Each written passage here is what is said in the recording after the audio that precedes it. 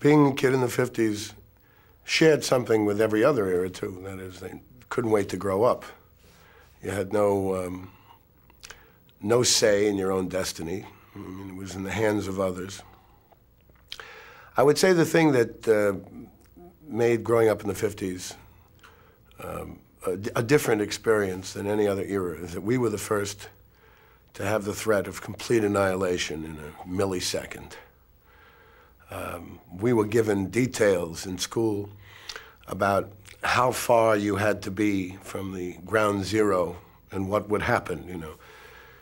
They always presumed that the Soviets would have incredibly good aim and that 42nd Street in Times Square would be the target, so that, up to about the Triborough Bridge, you were a memory, you know, it was specks of dust. Up into Westchester, you know, your shadow would appear on a wall where you were, you know. And then farther back, it would take maybe several hours before you died, until you got up to about Armonk, I don't know, north of the city. Maybe your hair would fall out in a few days, and you'd suffer for a number of hours, and then it would be all over. You were safe if you were in Bali. That is, for a few months until the cloud floated and destroyed you. There was virtually no hope. In addition to this, we came out of an era, I of course don't remember World War II as a contemporary observer because I was born in 1942. We were victorious, we were righteous, and we were alone standing in the world at the end of the Second World War and into the era of the Cold War as until the Cold War really took hold, as the only power. That is, we had the world's fate in our hands. This, of course, by the time I began to grow up in the 50s, became untrue. We were impotent because the Soviets had the same weapons and the same means of delivering them as we did. And they were evil and we were good. And here we are again, 5 years later, back into the same soup, fighting a massive enemy, except that the stakes were all much higher. We saw pictures of kids in the London Blitz. It must have been terrifying, but at least it was a terror that could be grasped and somehow visualized. That is, bombs and destruction, and you better watch your head and get underground. But this was, and it's over. I think that, I don't know if one had to do with the other, but it was as if everyone had calmed down, that the soldiers had come back, and now we're looking for the furthest thing from war, family values. The repressive part, I think, came, there was a kind of little resurgence of Victorianism or something. They're showing these training films now as camp on various cable networks or maybe MTV and so forth. Dating, you know, the film was always bad. Dating can be an enjoyable experience if you follow these simple rules. You know, let your date in the door first, those kinds of things. And I guess we thought that was the way to do it. Must follow these rules. I had a bit years ago about dancing close to Johnny Mathis records and getting so excited and having, you respect me? Yes, I respect you. You know, that syndrome. This extended right on into the 60s. I suppose by the time I graduated from college that most of the women seniors in college probably graduated most without their virginity. But it was still something. Someone's virginity. When's the last time you heard that? Except in the Virginia gubernatorial election, you know. Basically, while I got a good education, I remember school as great drudgery. I'm not sure that isn't universal to all eras, but the New York City Board of Education was chock full of these kind of child-hating spinsters who went to normal school for 2 years, took religion and first aid, graduated in 1899 with chignons and old lady shoes, like Miss Grundy from Archie Comics. And corporal punishment was no longer allowed in schools. You could not hit a child, technically. But it didn't say anything about the push-probe method. Hello, Robert, are you going to do that again? As long as you know, they could tug on flesh and pretty much rip it from its mooring, as long as it didn't hit you. This was the technicality.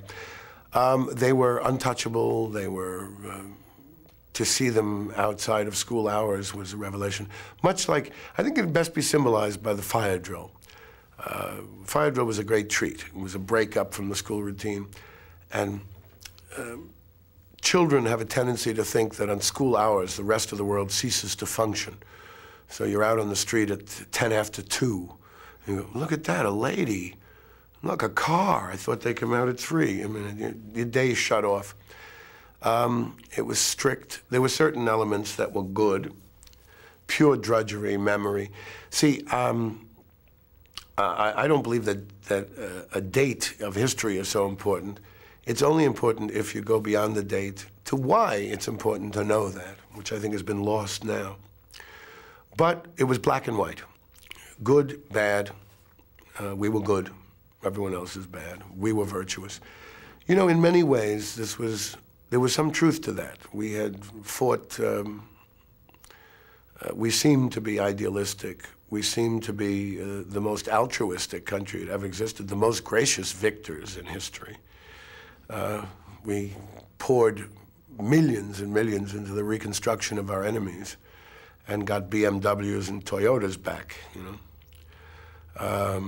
It is ironic that the victors, like the British, you know, making motorcycles that can't start and cars with the hood up on the side with people, thumb kits, you know, so you can hold up a thumb and get a lift.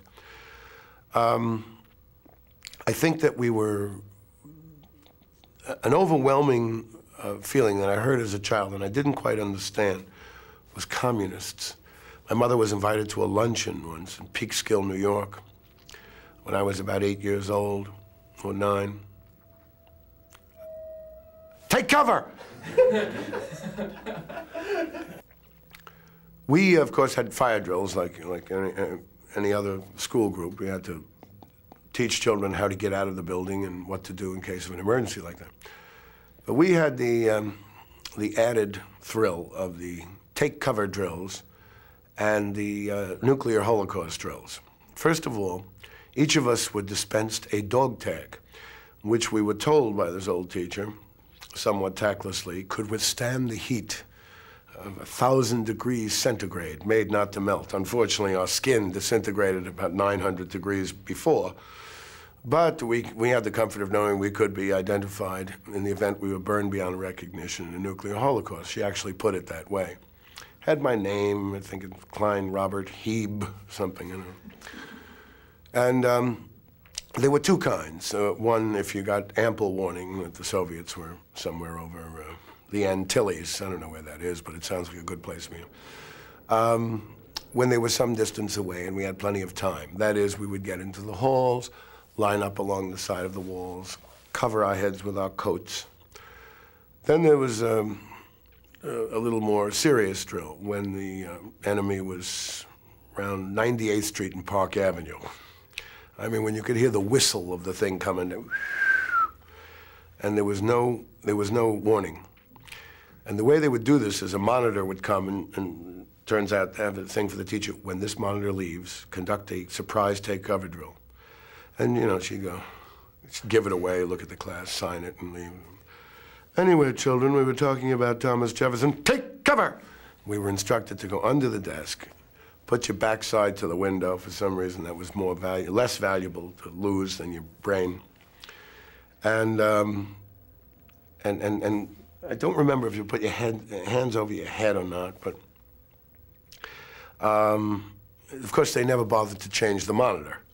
So it got, after a while, very boring. The monitor would come in, everyone would slowly get under their desk before the teacher signed it, you know. There was involved in this a system of sirens. And the 2 short blasts, one followed by 1 loud blast is, take cover. 4 short blasts and 1 loud blast, followed by 3 short blasts, all clear. I mean, you could confuse these and walk out in an all clear and get disintegrated. Also, they foolishly blew a siren every day at 12 o'clock. And it drove me crazy, walking home for lunch, and, it's 12 o'clock, and it always occurred to me that the Soviets could attack at 12 o'clock. We'd think it's lunch, and they were all gone. It's bye-bye, baby. So it's funny that I had some dreams about it and thought about it. Also, there was a law which prohibited sirens on television programs. If you were watching Abbott and Costello, and there was a chase with an ambulance, "Hey, Abbott!" and the siren started to go off for the ambulance, the sound would cut off on television. All stations were required to, just so it wouldn't confuse people.